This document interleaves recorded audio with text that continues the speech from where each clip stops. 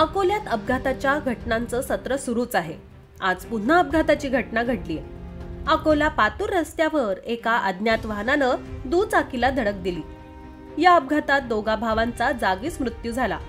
आशिष सुरेश खंडारे वय वर्ष 24 आणि आदित्य राहुल खंडारे वय वर्ष 22 असे या अपघातात मृत पावलेल्या दोघा भावांची नावे आहेत। पोलिसांनी दिलेल्या माहितीनुसार अकोला पातूर रस्त्यावर रविवारी कापशी येथील उड्डाणपुलाजवळ एका दुचाकीला अज्ञात वाहनाने धडक दिली।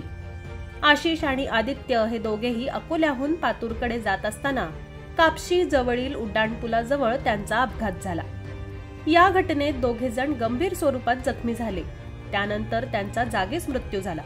या घटनेची माहिती मिळताच पातूर पोलीस स्टेशनचे पोलीस उपनिरीक्षक नवघरे, तारासिंग राठोड, श्रीकांत पातोंड हे घटनास्थळी दाखल झाले।